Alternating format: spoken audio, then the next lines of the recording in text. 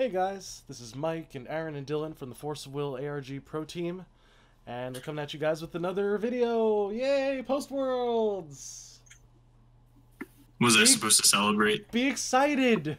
Woo! Woo! There we go. That's what we're feeling. We're here to give you an hour recap on why we all scrubbed out of Worlds. So Yeah. get ready for some salt stories. Yeah. Well, the big thing is that Aaron couldn't play hook combos anymore, so he can't get first place anymore, so that's fine. I tried. He tried to bribe them into letting him play Hook, and they just weren't having it at all. They said the Fairy Tale edition can't be played with Hook, and I said, what if I give you $10? He's still on the ban list, even though he's rotated. He's still on the ban list. Yeah, exactly. He's banned from New Frontiers and rotated out. Easy. If I find a way to play Hook in New Frontiers, it's still on the ban list. I can't do it. They got me. Got me dead to rights. What a problem card. So, Aaron, why don't you give your recap of World, since you at least won some of your games? So I finished 5-2. I played a very anti-black Loki Knights deck, like the Loki Fairy Tale hybrid, and then I played no black decks. But given that there were, I think, 6 black decks in the top 8, I feel like my deck choice was correct, and I think losing round 1 really just like put me out of the black bracket, which was just like unfortunate. I didn't play round 1 very well. I don't know. I guess I was still rusty. I haven't played 4 since I think like March because I've had some health issues, but you know, excuses. I was the only X2 to finish in 17th place, so I even missed out on the top 16th prizing.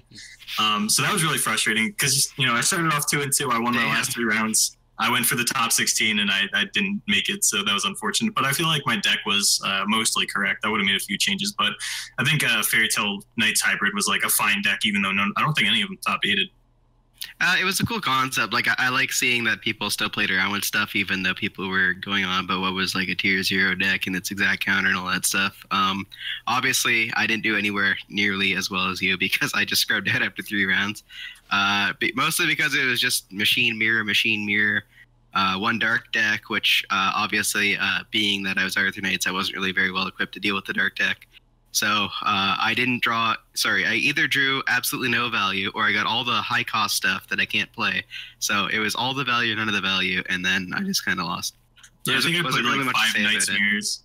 There were so many Knights, and even like I still consider it a mirror, even if you're playing like Loki or Hanzo or whatever. Yeah, it's still a mirror, just like a tech choice, basically, in my eyes. Even if the the Hanzo version plays a lot differently, obviously, but it's still a Knights deck, right? Yeah, mine was 5 Knights Mirrors and then 1 Dark Brunhild and 1 Dark Lucifer. Somehow my only losses were to the Hanzo Knights, which I thought I was favored against the whole time. Yeah. Like, I steamrolled White-Black Brunhild. My Lucifer opponent didn't draw Belial, so I won. So that was pretty cool. But at the end of it, I lost to Tasman, the Australian player who came in 15th place. In the mirror, obviously. You're the bad tiebreaker for Aaron. Yeah, probably. Sorry, Aaron. Should have played me. It is what it is. Someone's got to get 17th place. I just thought it would be an X2-1 or something. Yeah. You thought it would be someone who didn't go X2. Yeah, I thought I was a shoo-in for top 16 with that record, but I guess not. Yeah. It's always next year. Bubbles. Yeah, New Frontiers was definitely more eye-opening for me, because I think that was actually the more interesting of the 2 tournaments, at least from a spectator point of view. My New Frontiers playing experience was actually kind of frustrating. I played Kirik because I built a Rhea deck like a lot of the other Americans, looked at my 40 cards and went, wow, this looks terrible. So I built a Kirik deck. I played against Gil and I lost round 1 because we go to time. We start game 3 in time. So as you know, end of round procedure, you go to 5 turns and then you check life totals. I opened cross counter, so there was no way I was taking any damage. But my opponent ended up spiritual guidancing for 1,000 life and then double white leafing to gain 22. I'd only dealt I think I dealt like 1,900 damage, so if you wanted off that. And then there was a Francisco, he ended up making it to top 4, so props to him for that. But I was out immediately, and then I started commentating, and like I don't remember if it was top 32 or top 16, but I just did commentary for all of day too. So pretty well versed in the New Frontiers format now, having gotten to watch a lot of it. I was there too, yay! Yeah, you jumped on a couple times. Yeah, I was part of the round 1 tiebreaker by extravaganza thing that was happening. This is why you don't do a tournament with the lack of sleep or just any kind of distraction on your mind. I do all my tournaments with like no sleep, so. Yeah, the only problem is that my first round, obviously, when I'm in World Championships with a bunch of people from all different countries, learning about all new different cultures. I faced fucking Ryan Miles in round 2. He's a different culture. The tall people. He is. You're right. You're right. We're from the village of whatever the opposite of a Smurf is. It's the giants. We come from the forest. The frumps. You come from Skyrim with your clubs, and you send us to space. Right. I've actually been playing Skyrim for like 60 hours this last week. I needed an escape. I needed to go back to my hometown. I think IU was a big eye-opener for a lot of people because I just don't really think many people like thought about it. The fact that without the dual stone, it's a lot harder to stop IU. I mean, not for Gil, but I think that's kind of one of the takeaways. Cause that's what it came down to, right? Was it literally just became Gil happened to have enough answers quick enough, but Aaron and I were seeing that IU deck as it was playing in the top 4 match, and it was just the weirdest, most interesting deck that I've seen somebody come up with regarding a deck that we thought was kind of like set in stone from recurring notions that we've had in the past. We had so I think the thing about it is with dual stone rotation and the way the format is shaped up, you kind of looked at the format and you went, oh, like I don't have to play green right now. Like I feel like I can play a black deck or a red deck or something like that. And green is the only color left with the tools to deal with IU in the sideboard. I think it's like Scarlet's Agony or Bust. Yellow has the 2-mana one, but it targets, so things like Wings of Gold and stuff are able to get around it, right? And because you're IU, you have rainbow mana for the most part, so. I definitely think that. I think like you had to play green just to get Scarlet's Agony, so that's like an unfortunate side effect of the format. Like you can play a black deck, you might be able to beat Gil with it, but I don't think you're ever going to beat IU with like Rhea or something like that. Unless you like outrace them somehow, but I think that's really. I don't think Rhea is going to outrace it. I guess if you discarded their hand quick enough before they get the tools, then you might have a chance. But I feel like it's a really big race in favor of IU because she's a lot quicker than most discard decks can go. Yeah, I think the problem is if you don't have access to Lorite, then at any point IU can just flip, grab a soul, and God's Art for Resuscitating Will, and that's 3,000 damage. And I don't think Black has any way to deal with that unless you like somehow put them unless you somehow like put them in no hand on turn 2 before they flip, and then like you take the soul out of their hand the next turn. Then I think even, like sorry, no, you're fine. And then like even if you're playing, we're terrible at this. We have no synergy. Go ahead, Dylan. Uh-oh. Sorry, you also desynced at that point too, so all I heard was like all this tinniness from your voice. So. Great. Oh, man, I was gonna say, even if you're a green deck and you have a lot of the tools, it's really easy for you to discard stuff out of your hand because you've got the glint, you've got the thought control, and you've also got the new thought control, the better version of it. So they're a lot more likely to see answers to your 1/0 Lorite or your favorite spells or whatever you happen to have in your hand. Gil is fortunate enough that it can search another answer or record the Lorite again, but other green decks have to actually just have like tons of versions of the same answer. And then even then, IU can just keep poking them in the face because eventually the IU player is going to get the damage through, right? Yeah.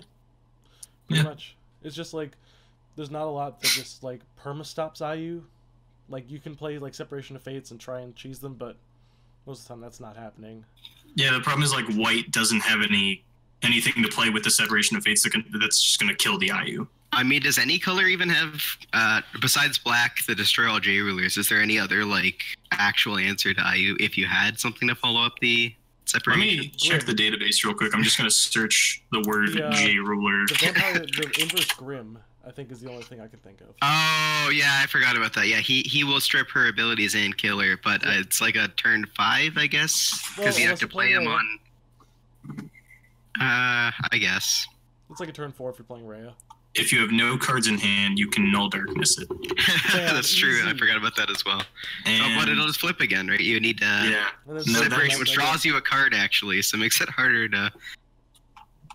Yeah, no, that is it. There are very, very few cards. The Inverse Grim, Null Darkness after you have Separation and ditch the card out of your hand. And Sword of Lament after you Separation of Fates. Oh, hold on. I need to search the word entity because that was recently. Oh, yeah, that wasn't true. popping up on my thing. Yeah. This doesn't look like it adds anything, though.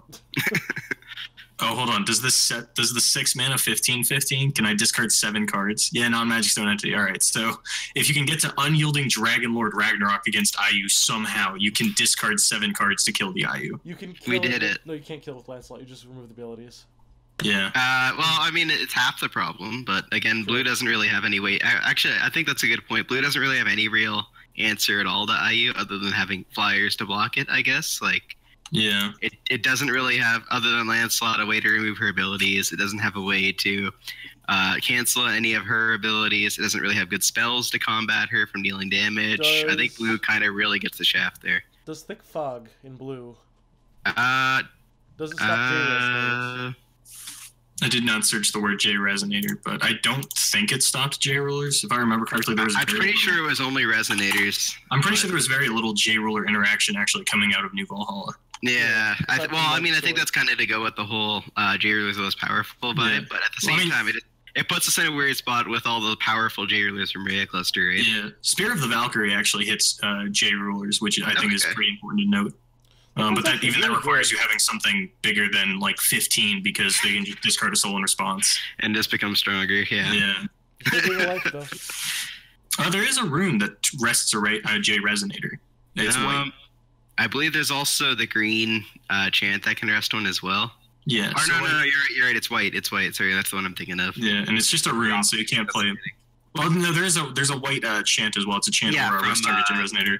Yeah. Just it's the opposite of resuscitating will. Yeah. So there are ways to tap it, but no, for the most part, other than the Grim resonator, there's no way to permanently get rid of IU in the format right now.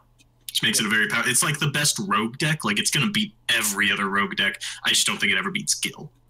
I think it's actually that good that it's not really considered a rogue deck. Because if it only loses to Gil, I think it's pretty solid all around. Because just everything that isn't Gil is going to have a lot of trouble dealing with it at all, right? I mean, it might lose to every green deck. It's just anytime I try to build a green deck, I'm like, wow, this just looks like a worse Gil deck.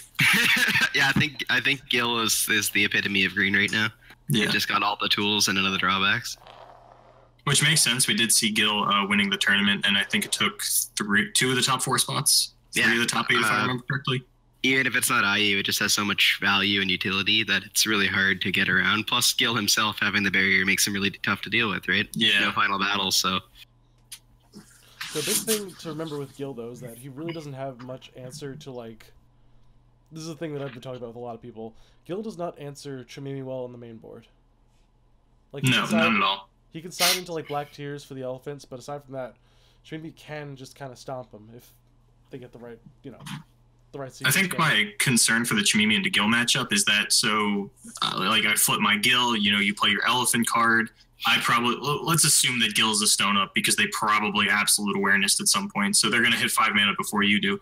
If they just drop a Karara or whatever it's called, the one who can't be canceled, the 12/12 yokai. If they drop that, then that's a blocker. Gil's a blocker. You have to flip your Chimimi the turn after you play your elephants, or 2 of them are just getting blocked by my Gil and my yokai.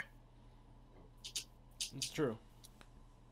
But at the same time, I don't think Gil has a great way to actually answer the Chimimi flips. So, you're going to have 3 14/14 elephants that I'm probably not going to be able to do anything about. Maybe I 5th element one of them, but that's depending on blocking is good. If they're 14/14, then they're probably still going to beat over your blockers, right? You would assume that by then, Gil has actually used most of the elementals they played off of their first Leaf Paladin and cycled through the deck a few times. Although they do have a rival of the hero is a new addition to the Gil deck that I think if they play 2 or 3 of that card, so it's not unreasonable for them to open one. I don't really see, depending on how you build the Chimimi deck, it's possible that they don't feel threatened by anything. They can save that arrival for the elephant flip, and then they just search another one. And 2 of your tokens are gone, and suddenly I don't think Gil auto loses to Chimimi in the main deck. I don't know. Ryan was playing a weird aggro version. I don't think you're going to see that version pop up again. It seemed like he had to squeak out all of his wins. None of them really felt decisive in his favor. I think we're going to see Chimimi go towards a more control fashion and try to play the long game with Gil, taking advantage of those elephants and the roller flip. That's the one that I was actually playing. If literally, I feel the exact same way. I think Ryan literally said that it was just because he was missing some cards that the deck wasn't fully optimized. Because I felt it in our match. I misplayed super hard game 3 and cost myself the entire game. If I hadn't done that, I probably would have gone on through the rounds instead of him. Yeah, I told everyone asking me throughout the weekend, like on Thursday, they were like, what are you going to play on day 2? I was like, I want to play Chimimi Control. Comes down to it, I look at my Chimimi deck and I'm like, oh, right, I don't own Lorite's Disciple. I can't play this deck. Funny enough, I pulled one in the entry pack. So. Damn it. Cool. I don't own any copies of that card, so I couldn't play a green deck. Or I definitely would have played Control Chimimi. And I got it signed by the artist, so. I got a full art Japanese White Leaf, so I guess I have to play. Hey, there you go. I got a full art Japanese Seed of Rebirth. I guess I have to play Sherry. Yeah, there you go. You got it. So I think the biggest thing we saw about that was the Keurig, because obviously it still has the black-red dual stone, and Keurig's already was a high tier deck. Unlike Gil, which we know was really strong, but it had a lot of contenders in New Frontiers before. And Ayu, who was really easy to deal with. Keurig was the only deck that was good before, didn't lose anything at all. If anything, only gained things from everyone else losing stuff. But ultimately, since Gil is such a hard matchup, and so is Ayu, I think Keurig kind of fell flat a little bit. We also had a little bit of time spinning witch, but not a lot of it. I was also surprised to see so few time spinning witch, but I guess it was just the whole unknown, the uncertainty of knowing if you can deal with it or not. I think the lack of time spinning witch comes down to, so obviously Europe played a lot of cluster where NA was playing New Frontiers, so they got a lot of practice in the Gil versus time spinning witch matchup, those two being two of the better decks in cluster. And I think they just kind of decided that time spinning witch doesn't really have a favorable Gil matchup, especially with Ruin Stories getting unbanned. Speaking Stone popularity is probably going to go up by quite a bit. Like I know Ryan almost lost the time spinning witch, and part of it was getting locked down by those Mosasauruses, and it was only because he didn't own a playset of Speaking Stones. Or he would have played that, maybe had a better time. But I know the Gills are fully back on the Speaking Stone clan since Ruin Story is unbanned, and that's a very good card for that deck. Mm-hmm. I think the Speaking Stone is just one of those cards. It's a lot of people are on the same train of if it's the choice of playing a dual stone that more or less doesn't do anything in a basic stone, you may as well play the dual stone. And because Speaking Stone is barrier, it gets around all the drawbacks of special stones. Yeah. Because I don't think there's anything that really punishes you besides the one Bushido that pops a magic stone, and then there's the Moza. But again, it's not magic stone or special stone specific. It's just any stone. If anything, it's better against Moza than a regular stone because they can't target it. Yep. The only drawback is that dual color. The only drawback is it's not a wind special stone, but I can't think of anything that actually interacts with wind special stones off the top of my head. I think there's that the rune that lets you bring back a wind stone, I think, but you would obviously just use it with the drop with stones, the spirit stone. Yeah. It actually I don't think there's. It isn't even wind stone. It just says bring back 2 stones. Oh, okay. Well, there you go. It's absolutely broken. I don't think there's any way in the game to have a Speaking Stone wind up in the graveyard right now. Yeah, we got rid of Grispallista, so we can't just sack them off for no reason. So. Got rid of Barris too. Bam. Oh no, not Barris. Card that someone wrote an article about, and I still don't know what it does. Someone wrote an article about Barris? Wow. Yeah, it was on the official Forcible website. I think it was Ushed, one of the Reddit moderators. Oh, yeah. Oh, okay. So overall, I think the format's definitely an interesting spot. I don't think it's actually settled at all because everyone's still kind of poking around, but we have a good idea of what is and isn't good for the most part. There's definitely still a lot of stuff that I think people are going to poke around with and find. Like, for example, Fair is probably reasonably good, but I haven't seen anyone try it out, so it's really hard to say that kind of deck is good, right? Yeah, the big thing is that I think that because it's such an open format right now, people are still trying to see.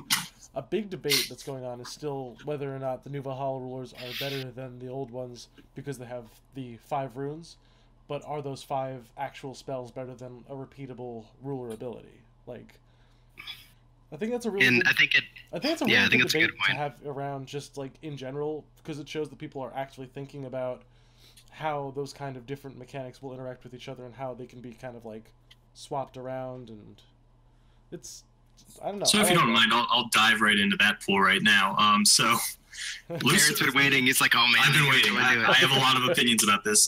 So I think the black rulers are fine. I think black runes are really good. Something that I've been thinking about a lot is like playing a creature-based black deck, like a Jeanne d'Archetype deck with Lucifer, where you just have like these 5 removal spells in your hand at all times thanks to the rune deck. I think black's in a pretty good spot. Lucifer's got a strong enough enter ability and a strong enough master rune that I think black can compete in New Frontiers. Red, dead in the water.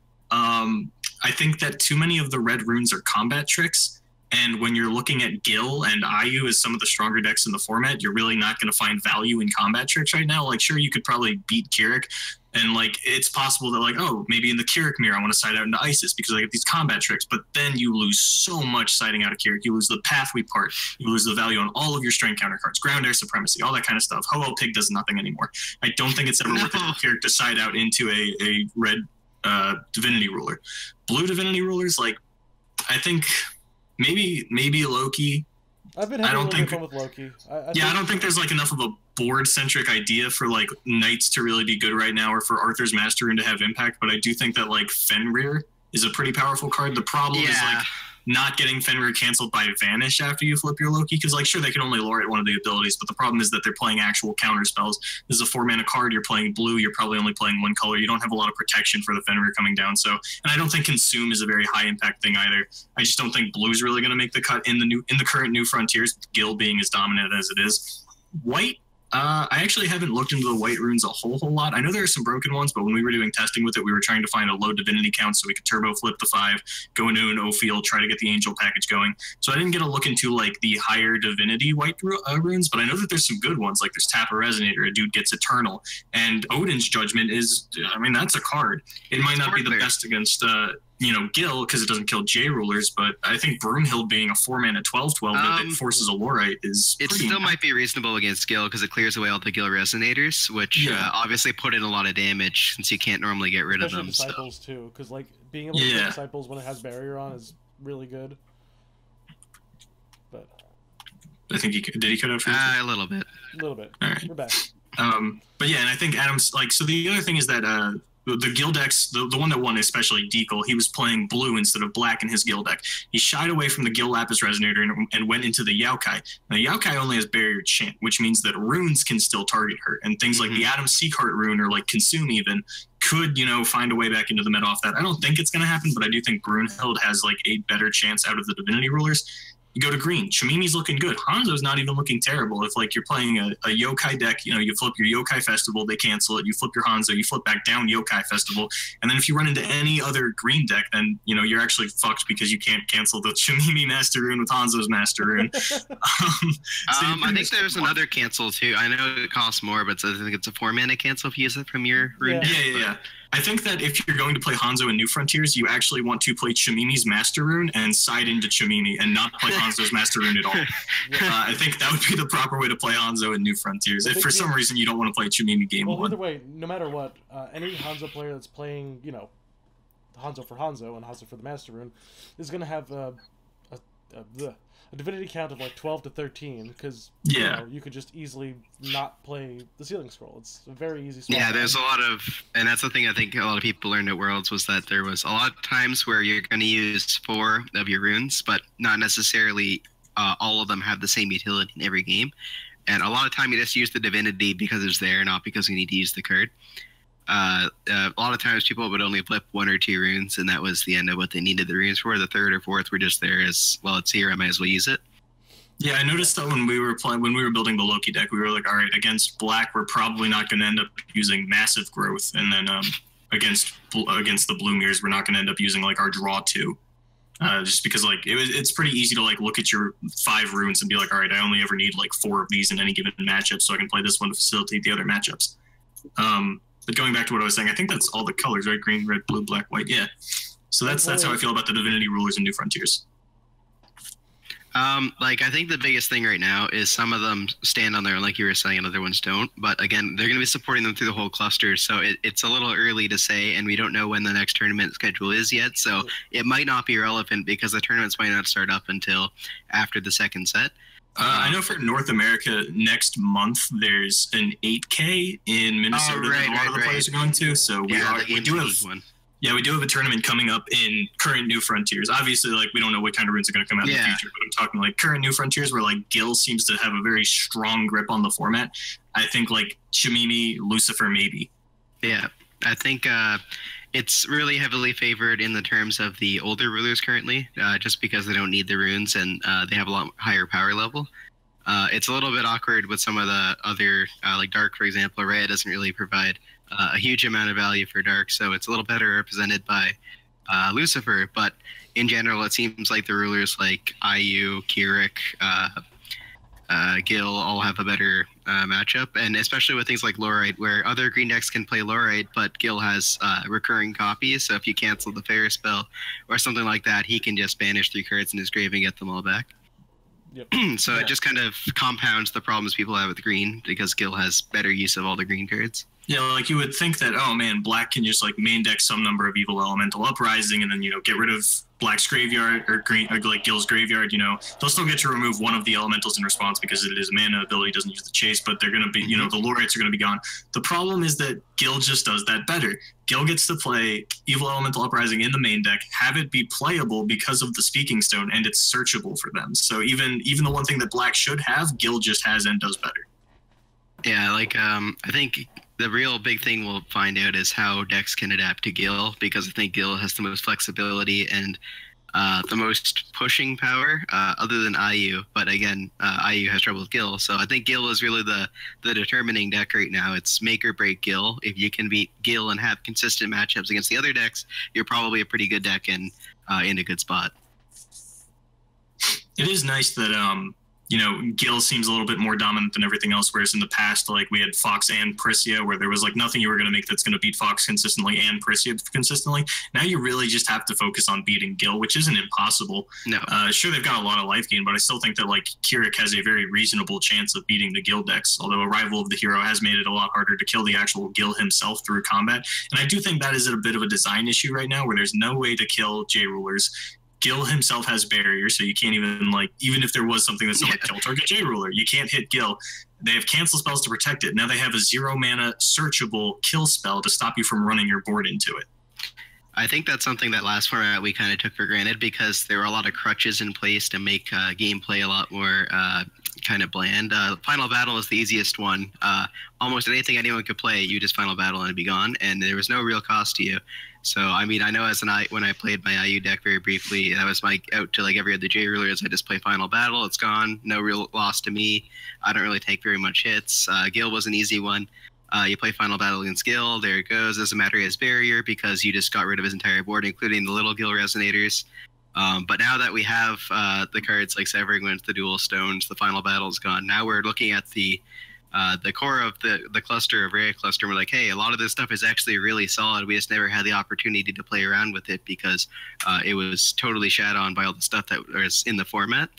And now it's just running totally rampant. Like Gil's definitely a lot better than it was before, right? Like I played against a lot of them or a couple of Gil decks in the ARG championship, and it had a lot of tricks, but it wasn't really able to stand up very much, even against the Lumia deck that I was playing, just because I'm just getting so much value off these power cards that the Gil has to just kind of make do, right? Even with Lorites, it wasn't really as strong. But now that Gil doesn't have anything that can threaten it, like an easy Final Battle or any cards like that, it definitely gets a lot more power. And that's something that a lot of cards I feel haven't been explored because of the lack of those cards. A lot of cards that we kind of wrote off probably have a lot more value now. Are there any? So here's a question. Are there any decks that were held down by Severing Winds? Many decks, but the problem is that like, a lot of them rotated. Yeah, because like even in Cluster, you looked at EU and there was like nothing that was like, oh man, this wouldn't be a deck if Severing Winds existed. It was like all Gil, Time Spinning Witch, Kirik, not decks that really cared about Severing Winds to begin with. R.I.P. Gwyver.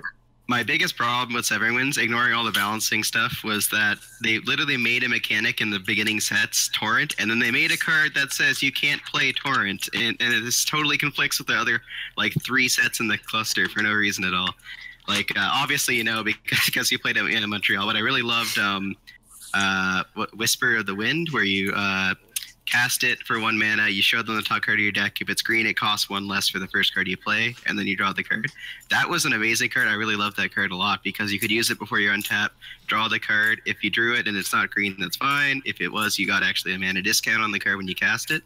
And it would enable the Torrent abilities of cards that had Torrent, right? Like Spinning Myths and stuff like that. Yeah, and that was like a big thing at the 2016 World Championship, was like every deck played like 4 Whisper of the Wind and like there was the Christie, the 1,000 4 mana guy that could like shoot something. So like on your going into your turn 4, you can like play that before untap. Now your Christie's online, you play it, you shoot something for 1,000, and that never had a chance to like come out in New Frontiers. Mostly because 4 mana cards suck in Force of Will, but also because Severing Winds came out. Yeah, and it like 3 sets later. Hey, Severing Winds is a 4 mana card. Come on.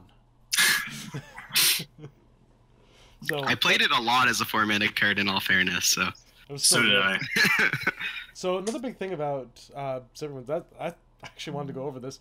One of the cards that was kind of a sleeper that I really enjoyed playing while I was doing my Chimimi deck, I teched in 2 Elemental Blast.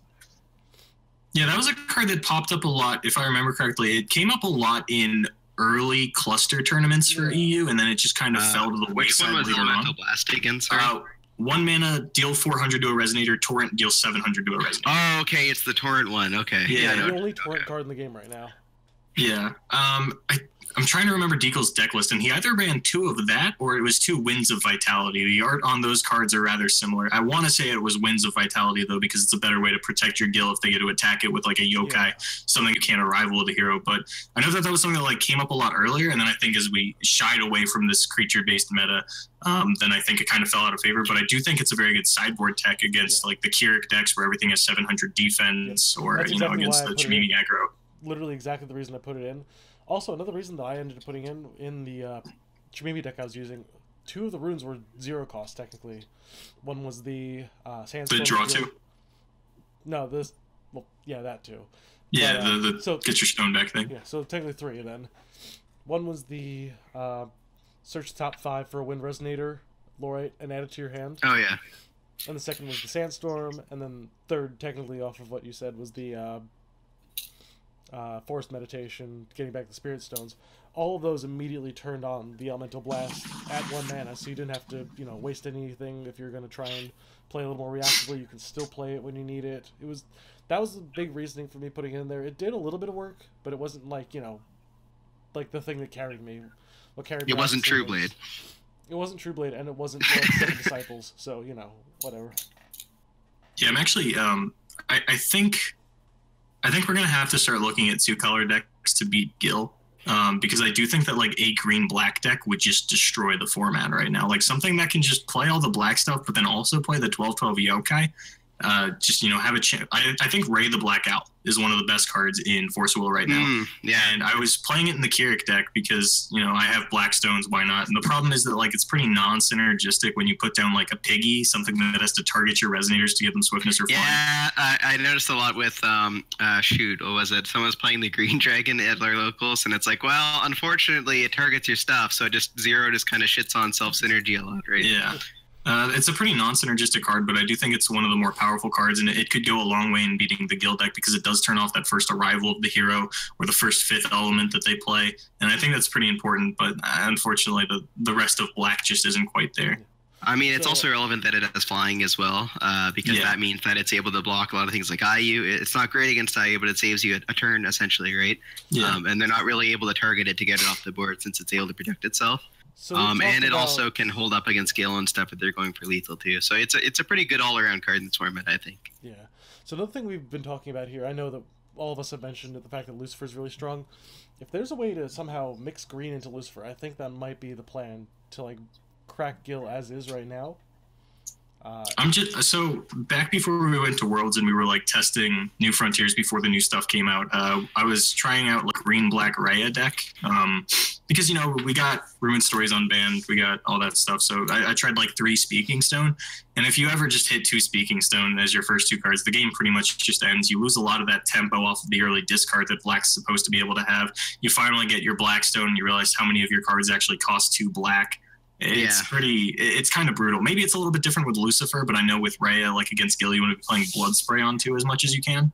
Well, when I was sorting cards, I noticed a lot of them are what you're saying, where they're like 3 black or like 2 black and avoid. Like, man, there's a lot of these cards that you really need to see black for each stone just to do playing on curve. Like, it's pretty heavy. I think black is the one I've noticed that the most for, where I think the most I saw, it was 3 solid black and 3 void, and it costs 3 void less. I think I don't remember the angel who destroys all the fallen angels. Yeah, is he 3 void less or 3 black less? 3 void less. Yeah. So yeah, it just kind of exemplifies the problem there. It's like, well, it's 3 void less, but if I hit 2 speaking stones or even 1 speaking stone, it's going to be a lot harder to play this card, right? Yeah, and I think one of the problems that happened going into this cluster is that Forcible kind of shied away from the graveyard manipulation aspect of black. I remember that the Rezard that came out with Tree 2, the one that was just pay 200, remove a card from the graveyard. I think if black had that, it would have a very strong chance in the format right now. But unfortunately, outside of Evil Elemental Uprising, there's just no real way to interact with your opponent's graveyard right now.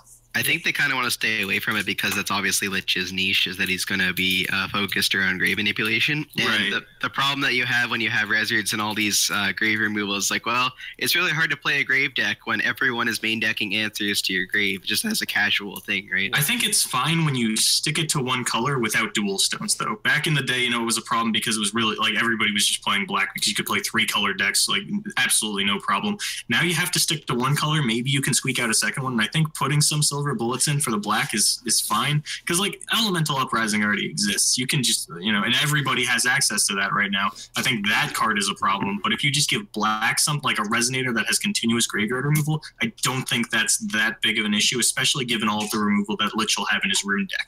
I think having it as a creature is probably the right answer, because having it as like I said, as like an evil elemental uprising kind of spell makes it a little too versatile. Whereas we got lots of creature removal in this cluster, so it probably wouldn't be too oppressive as a creature, especially if it's actually like designed around the fact that Lich is in the format. It's like a silver bullet versus just something you carry around with you at all times and every deck. Yeah.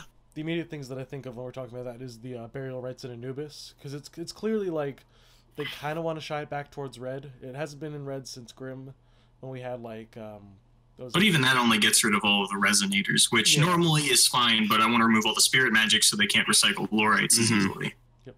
Hey, I'll be right back. You guys continue this conversation. Gotcha. Yeah, I think it kind of goes back to what you were saying about the dual colors. Like, I think dual color is still the way to go, but the problem is it's just so much harder to do anything involving dual colors because you're limited on what you can do. We got black, red, the Speaking Stone for stories, and we technically have black, white, but you need to flip your ruler to get access to the. It's the black side that you need to flip for, right? Yeah, which is unfortunate. Yeah, which is it's better black for is probably Imol. the better vanilla color. It's good for Imol, but even then, she probably would want to splash a lot of blacks for the early game, which she can't do because you have to flip to get the black. Yeah, So. I mean, Imol's got a mana dork now, so it's not as bad. But then, like, it goes back to the Gil has this huge problem. Speaking Stone, I think, is a huge problem right now, where you got to play these powerful black silver bullets in your mono green decks. Like, it's basically a dual stone. If I wanted to play like a white deck, I suddenly get access to a green black card because I'm playing Speaking Stone.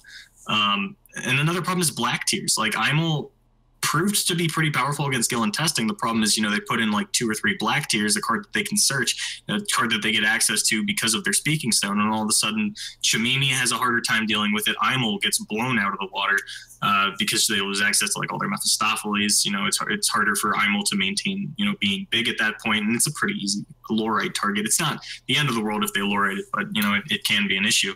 Although I think that 0 being an inverse card that you don't have to Judgment to get could push Imol a little bit. I just don't think it's enough right now.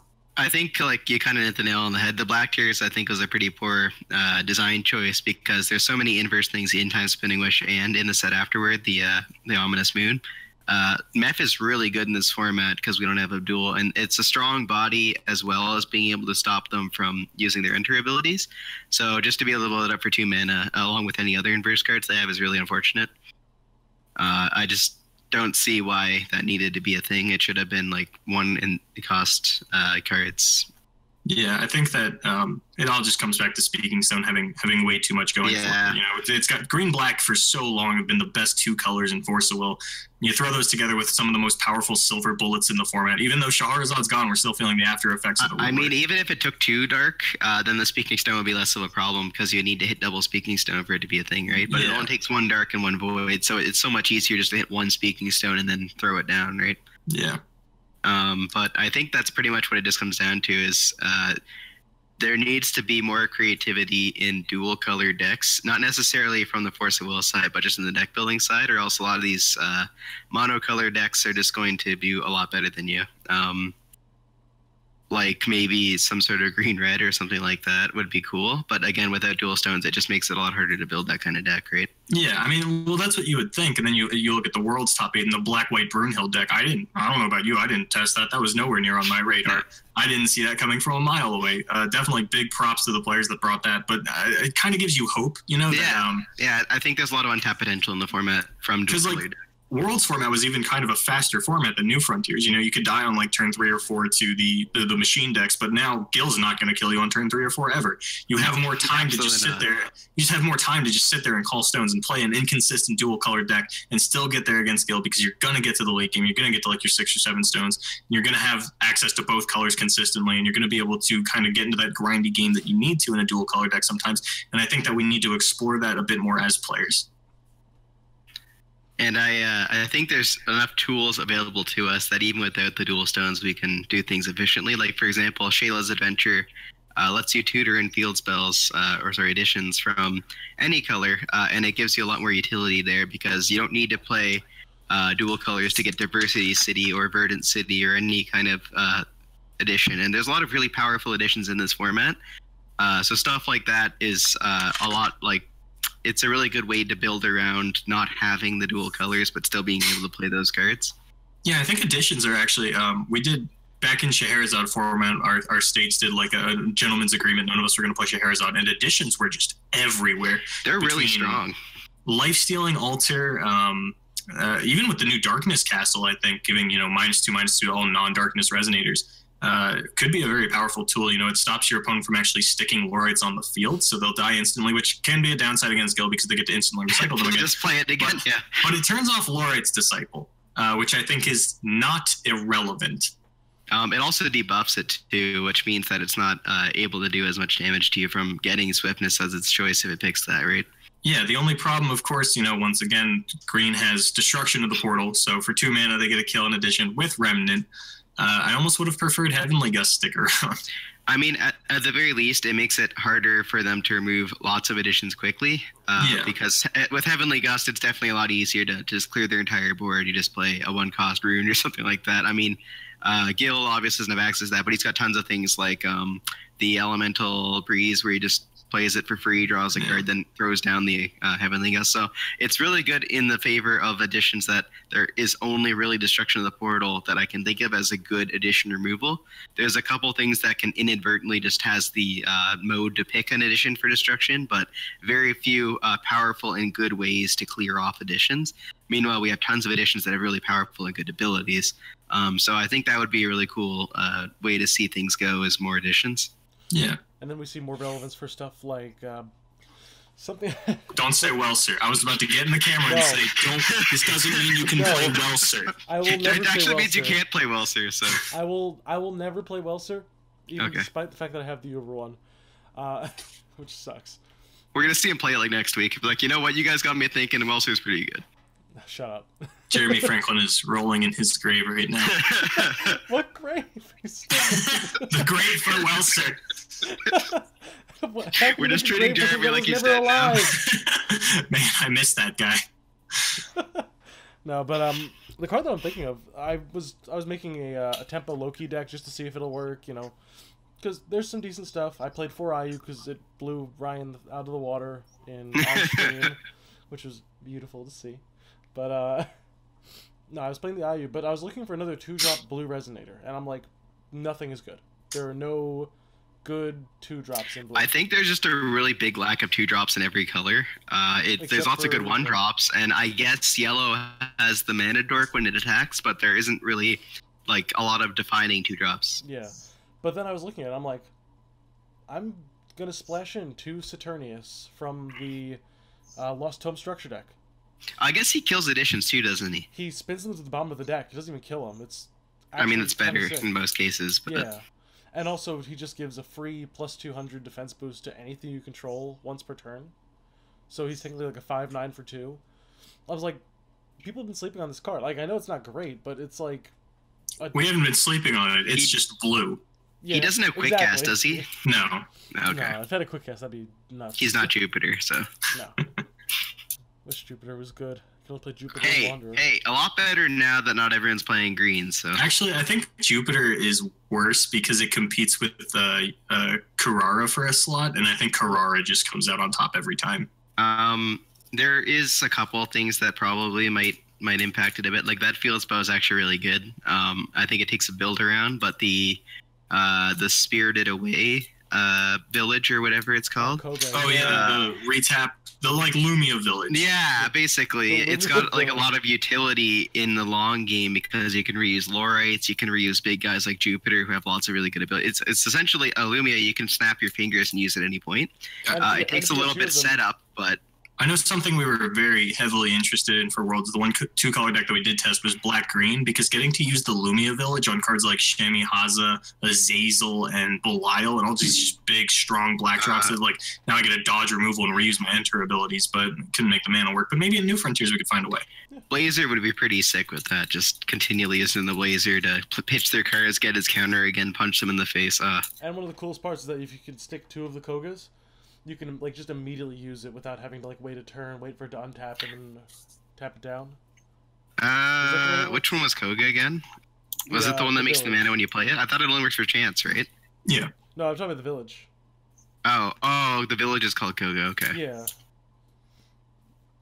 Nope, can't do that because it's all. Yeah, I was about to say, Mike. I like had to go read the card. I'm like, there's no way that works like that. There's no way that the card is worded in such a manner that I can be like, oh, this was removed by a different village. I can put it in. Yeah, they have to be for the right village. Yeah. Just cheat in a card that was exiled.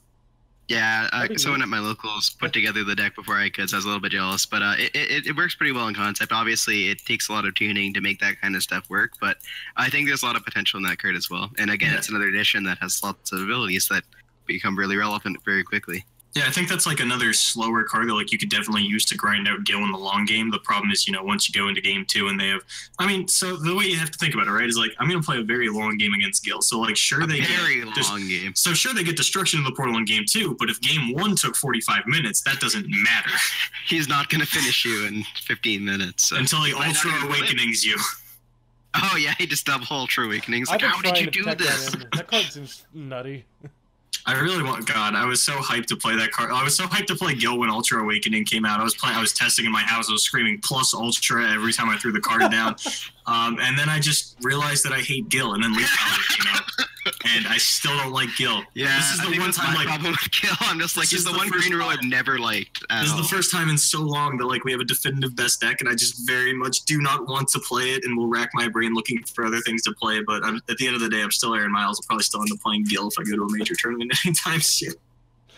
A slave to the meta. In general, I think in terms of a new player perspective, it's a lot more accessible now. Because yes, there's a little bit of a power buff for like things like Gil and stuff like that, but I think in general it's pretty healthy in terms of a new player perspective. Like you said, Gil doesn't immediately stomp you in the face like Pressy or Fox. It's definitely a very drawn out resource building, grind you out over time, and it doesn't feel oppressive like Pressy or Fox where they get the resources handed them immediately. It's a very slow build up to being able to lock you out of the game. Yeah, and when you look at the traditional green-black guild, they only have 4 Vanish. Mm-hmm. Like, sure they can search them, but they don't have a way to recycle it in the green-black build, which is like the more traditional one. We did see green-blue win New Frontiers, so it's possible that becomes, the more standard, and then you have access to spinning Aqua Soul, so you'll see infinite Vanishes. But as Gil, as it was going into the tournament for the most part, only had access to 4 Vanish. Once those are gone, you can play whatever you want.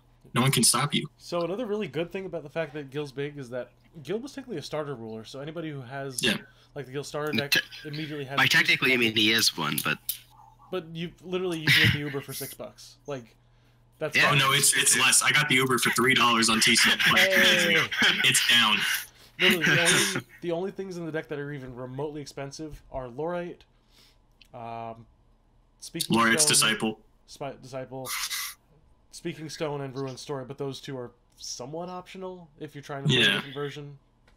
I mean, the biggest thing is that as a new player, you don't necessarily want to build like the meta or the best deck, but there's just such a big power lapse. Like everything is Obviously, there are better decks than others, but you can pretty much go toe-to-toe and not feel like you totally got stomped by the other deck with most of the starters and most of the other decks. Like, even Lich, as weak as he is, can still go several turns without feeling like he's already been defeated on the second turn and the first turn. Like, a lot of times in last format, that's pretty much what you determined in the first 2 turns was, man, I'm really getting stomped by this guy with double Severing Winds in his hand. I'm not really doing very much right here. Or, man, this Rhea is discarding my whole hand out, so as this random starter deck I'm playing, I'm not really doing very much, right? But there's a lot less of these power plays and these huge tempo swings that we saw in last format. So even if your deck isn't actually that good, you feel as a new player like you're doing a lot better. Yeah, and even looking at Lich, like something not to be ignored that I have completely forgotten about for the duration of this call is that Lich has Bane. And aside from lore-writing the Bane trigger, there's no real way for Gil to stop Bane from just running into their Gil. Unless they pump him up with a Winds of Vitality and lore-write the Bane trigger, even if they just lore-write the trigger, Lich is a 6/12. He's going to live through that Gil combat. Yep, and you could just do it again later. See, I didn't actually know that because I've basically been ignoring Lich for a while, which sucks because they actually like his theme, but they didn't really support. I feel like his Master Rune is just so much worse than. I mean, I feel like they'll immediately give him another Master Rune in the next set because he just kind of missed the mark so much. But yeah, something also really big about Lich is the fact that he has ways to just kind of like infinitely recycle, not infinitely, but like just constantly recycle the diseased rat. That also has Bane that still triggers on Gil. If Gil ever taps down, he's eaten like the rat. And the rat just he's eaten the rat. He's eaten the rat. I think the only difference between diseased rat and the Lich itself is arrival of the hero. Yeah, exactly. You can arrival the rat. You could fifth element Lich, but I think you would need to have 4 elementals in hand. So that's fifth element plus 4 elementals plus 2 other cards in a 7-card hand. Yeah, fifth element does J Resonator, so that would definitely be a thing. But I'm guessing there's a couple buff spells in black too, isn't there, that you could use to. Yeah, I know there's at least one that's like +6/+6, and then you take 400 damage. Given a Gil matchup, you probably could actually just kill him, and they wouldn't really have a whole lot they could do about it. I mean, also, other than banishing your stuff, but yeah. It's very possible that your opponent just forgets Lich has Bane until it's too late. Probably because they're not going to read the cards. So. We've definitely seen everybody at every level of play just forget something and then like throw a tournament because of it. Famously, Alex Blandon playing a Captain Hook into an Abdul with Bear Magic in hand. I remember that. Oh. I mean, it even happened with Ryan. He forgot, or we both did, not just him. We forgot that his Grim had flying, so we did like 3 turns where it's like he could have poked me for lethal, but we just totally forgot. And I didn't realize it either. He pointed it after the fact. I'm like, yeah, I would have died. Everybody forgets stuff, and hopefully you'll listen to this podcast and not forget it now. But not everyone listens to this, so you're gonna get someone with it. It helps when it's a little body of text like this big, and you're like, oh, it's a white word. What's that mean? They're going to be like, Bane? I don't know what that is. Can't be relevant. And then you're like, Death Touch. Breaks your back. Super Death Touch. Oh, that doesn't affect J Resonators, does it? It does! All right, you guys got anything else you want to mention before we close this out? I got nothing. Read your cards and look at the field before you make a stupid play. Don't do that. None of the pro players read their cards, so it's true. I don't know how to read. I'm illiterate. Aaron matches up pictures and numbers. Yeah, I think I go, wow, that's a cool looking card. Let me play that, and my opponent goes, you win. I'm like, wow, that's crazy. He just drags the arrow to face, and he goes to town. All right, Merriman wants me to target my opponent 6 times and redirect it with the this. So how do I kick Dylan out of this call? Wait, hang on. Can you redirect all 6 triggers to your face and put them all in your opponent's face? And that's all the time we have here from the ARG Pro Forceful team. Signing off. I'm Aaron Miles. Dylan Hunt. Mike Rance. Good night, everyone. See you guys. Good night.